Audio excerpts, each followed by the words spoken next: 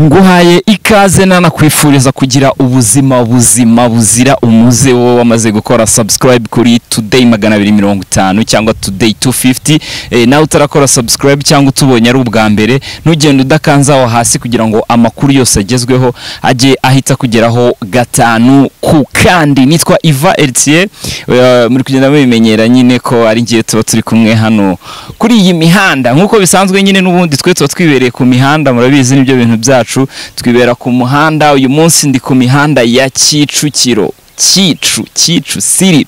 Ahangaha turi rero ni ku murenge wa Kagarama, inyuma gatoya y'urukiko rw'ibanze rwa Kicukiro, ahari habereye iburanishwa ry'umunyamakuru Sengabo Jean Bosco aka Fata ku mavuta. Twe twababwiye ko uyu munsi turi buze kuba tuhababereye gatanu kuri gatanu tubakurikiranira iby'uru rubanza rw'uyu munyamakuru uko biri buze kugenda. Uyu munsi rero Fata ku mavuta yari yongeye kugezwa imbere y'urukiko rw'ibanze rwa Kicukiro, ari kuburana kwifungwa n'ifungurwa ry'agateganyo. Yaburanaga kwifungwa n'ifungurwa ry'agateganyo. Rero nkuko bisanzwe murabizi ibintu biba byabereye mu rukiko cyangwa biba byavugiwe mu rukiko aba ari ibintu byinshi cyane. Ni urubanza rwamaze amasaha agera kuri 3, ashobora kuba narengaho n'indi minota mikeya.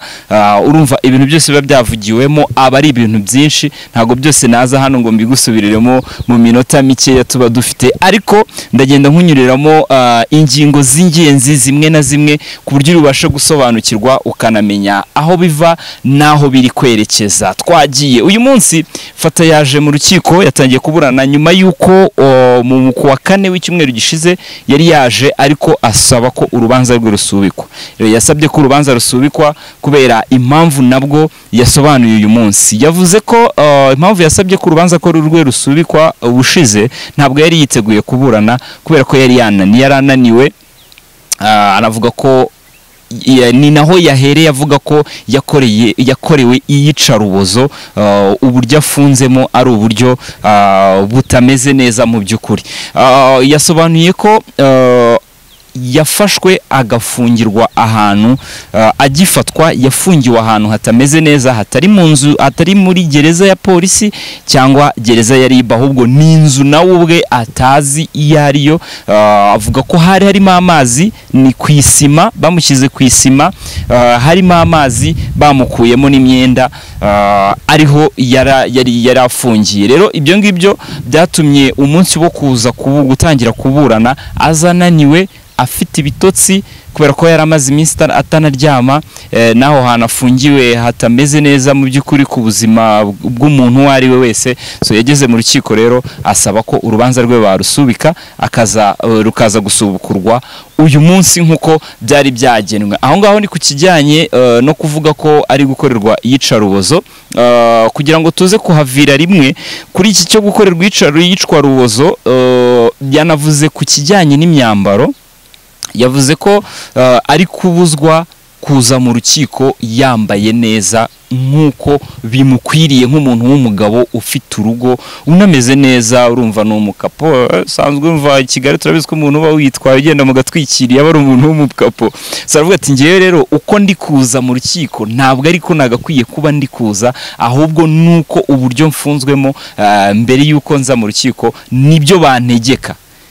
Yasobanuye ko ubushize ubwo bamuzanaga bwa mbere mu rukiko bari bifuje ko yaza yambaye ikabutura na t-shirt icitse n'ibikweto biri aho ngaho bitameze neza, kandi mu by'ukuri n'abamuzi cyangwa namwe nuko musanzwe mumuzi murabizi ko ari umwe mu bakapo bifunga bya tare, abari ku tuntu tw'udusuti, udushati, agacongo n'ibiki. So rero mu bushize yari yifuje kuza kuburana yambaye costume, asa neza nk'umuntu w'umugabo, ndetse na famille yari yamaze kumugezaho iyo myenda, ariko abamutaye muri yombi cyangwa inzego zimufite z'ubutabera zimufite ntabwo zamwemereye kuza yambaye costume, bamuzana yambaye uko twamubonye mwagiye mubibona mu mafoto y'ubushize ukuntu yari ameze. Cyo kimwe n'uyu munsi rero, n'uyu munsi nabwo ngira ngo muri kubibona aho ngaho muri kugenda mubibona aho ku mashusho ukuntu yaje ameze,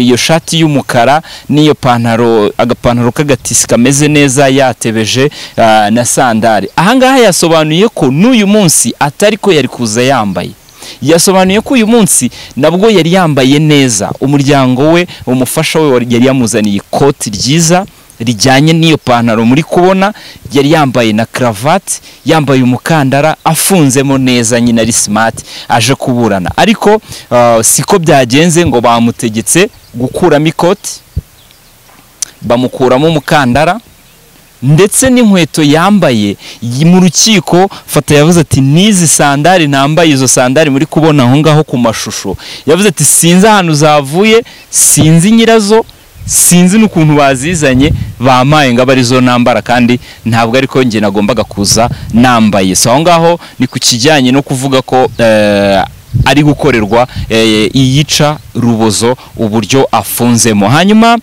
ikindi cyakurikiyeho ni ugusobanura uburyo abagiye bamurega. Ahangaha Fata yagarutse ku bantu bamutanzeho ibirego. Ahangaha byaje kumenyekana ko mu bamureze harimo umuhanzi The Ben, Mugisha Benjamin, harimo Meddy, harimo Muyoboke Alex, harimo Nupja ndetse na Bahati Makaca.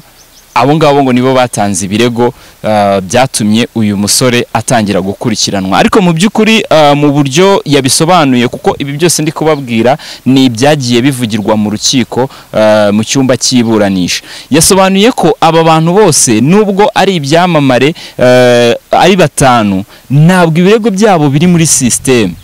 Ahangaha niho umunyamategeko we, umwunganizi we mu mategeko, yahereye yashingiye avuga ko ari ibintu by'amatiku, ari imanza z'amatiku zihari.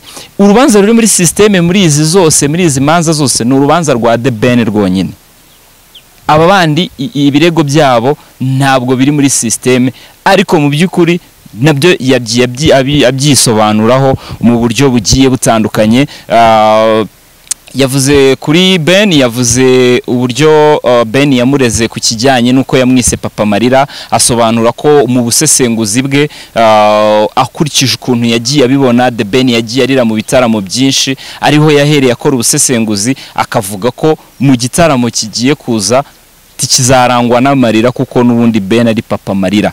Icyo ngicyo kikaba cyarababaje The Ben, akaba ataracyakiriye neza. Ariko nyamara mu by'ukuri yanasobanuye n'uburyo yarafitanye umubano ukomeye na The Ben, n'uburyo yagiye amufasha mu bitaramo bidasanzwe, uburyo The Ben yamuhamagaye irebero mu rugo ahantu yabaga bagasangira nyuma yuko yaramufashije mu gitaramo, ndetse akanamupresenta umugore we Pamela mbere yuko tubimenya ko bagiye kubana. Muribuka mbere yuko Pamela abana na Ben, Fata ku mavuta yari yaramaze kubimenya kubera ko yarafitanye umubano mwiza na The Ben.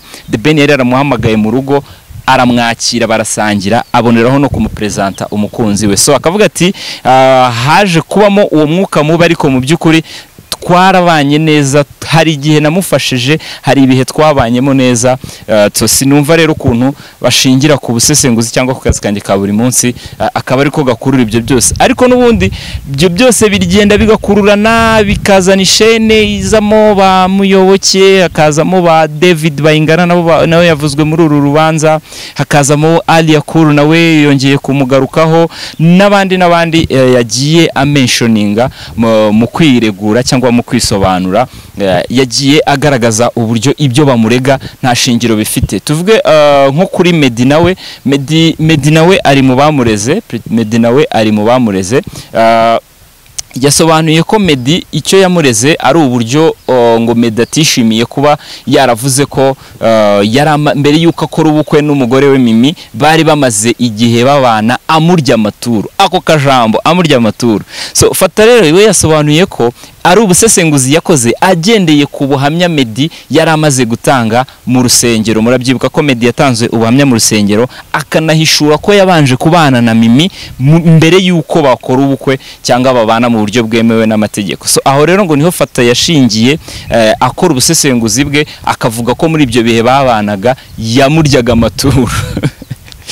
yes, ntabwo kubiseka ari uko bisekeje, ariko n'ubundi abanyarwanda baravuga ngo akabi gasekwa nk'akeza, nta kundi niko biba bimeze. Fata rero yagiye yiregura ku birego bigiye bitandukanye yagiye aregwa ku kijyanye nk'uwitwa Bahati Makaca. Uwitwa Bahati Makaca we yasobanuye ko ndetse anerekana n'urwandiko ibaruwa Bahati Makaca yanditse agaragaza ko ari Bahati Makaca wamusabye ngo wamfashije ukamvugaho unsebya kugira ngo nanjye nongere nzamuke ko nshaka kujya mu gisata cy'ubusesenguzi.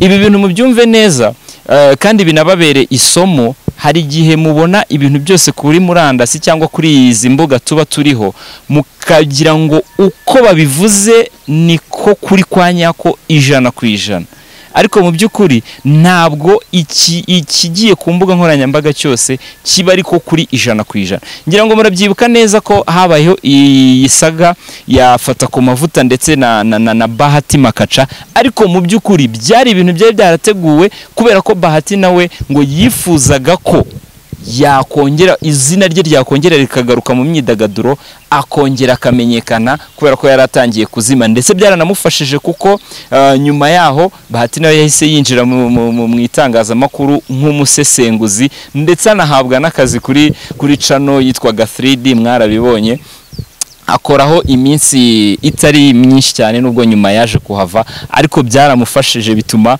yongera kugaruka. So rero hagaragajwe nibaruwa rwose Bahati yanditse avuga ko nta kibazo afitanye na Fata, ari ibintu bari barapanze kugira ngo bimufashe kongera gutwika, kongera kugarura izina rye mu myidagaduro. Hanyuma ikindi kintu gikomeye mu byavuzwe mu rukiko, Fata ya ikindi kintu gikomeye cyavuzwe mu rukiko ni uburyo Fata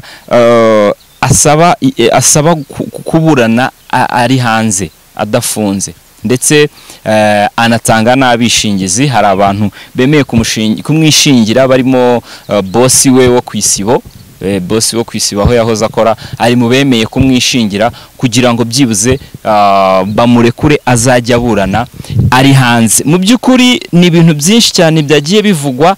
Ikindi kintu gikomeye rero cyatunguranye, Fata yabajijwe ku bijyanye n'ukuntu yavuze ko atazongera kwitaba RIB. Ibi ngibi yabiteye utwatsi, yabihakanye, aravuga ati muri bwa busesenguzi bwanjye muri kugira ngo nkuru republique cyangwa abantu bakurikirana ibyo mvuga cyane, binsaba gushyiramo utuntu two gushyenga, utuntu two kugira ngo natire ya publique. Ni muri ubwo buryo nabivuze, ariko sinari inkomeje kuko nubundi na nyuma yaho ntabwo nigeze mbagora baza kumfata, ntabwo twigeze turuhanya rwose, nagiye neza. So iki nacyo ni ikintu gikomeye. Hanyuma ikindi kintu gikomeye Fata yagarutseho ni ingingo zirebana n'uburyo umuvugizi w'urwego rwamutaye muri yombi RIB. Aravuga ati, Fata yavuze ati umuvugizi wa RIB yagiye kuri radio avuga ko banyihanangirije bampaye last warning. Ati mu by'ukuri umuvugizi akimara kugutangaza biriya bintu kuri radio, ati ntago yabyakiriye neza, ndetse yanamuhamagaye kuri telefone aramubwira gute umpereza last warning kuri radio, kandi mu by'ukuri nta n'umunsi numwe mwigeze mumpamagara, nta munsi numwe mwigeze munyihaniza ngo nange kubumva, ahubwo nkatungurwa no kubona muri kuvuga ko mwamaye last warning, kandi mu by'ukuri nta yindi warning mwigeze muma. Ngira ngo mwese murabizi ko kugira ngo baguhe last warning nuko haba habanjeho izindi warning, cyangwa babanje kugenda bakwihaniza bikanga bikananirana, hanyuma bakabona kuguha last warning. Rero Fata yasobanuye ko nta yindi nshuro bigeze bamwihaniza ku buryo atashimishijwe n'uburyo bamuhaye last warning. Hanyuma ku kijyanye n'urumogi, ku kijyanye n'ibiyobyabwenge, Fata ibi bintu yabihakanye, yavuze ko adakoresha ikiyobyabwenge cyitwa urumogi habe na gatoya, ndetse anavuga ko ntabwo yigeze apimwa muri iriya laboratoire ku kijyanye n'ibiyobyabwenge. Yasobanuye ko ntabwo yigeze apimwa, nta nubwo yigeze asinya ku mpapuro zigaragaza ko wapimwe zitangwa na laboratoire y'ubuhanga n'ibimenyetso bya gihanga iba hari Kacyiru. So yabyireguyeho avuga ko adakoresha ibiyobyabwenge, nta na rimwe yigeze akoresha urumogi, ndetse ngo banagiye mu rugo iwe, ribu yagiye mu rugo iwe iterera ibintu byose hejuru, iramusaka, ikora byose bishoboka, ariko nta rumogi bigeze bahabona. Icyo ngicyo akaba avuga ko we kuri we adakoresha ibiyobyabwenge by'urumogi. Hanyuma ni byinshi byahavugiwe, nababwiye ko byari birebire, ariko ni mu ncamake tubicamo. Mu gusoza rero, mu gusoza Fata yasabye ko yakoroherezwa akaburana ataha mu rugo, agaragaza n'impamvu z'uburwayi afite, indwara idakira afite.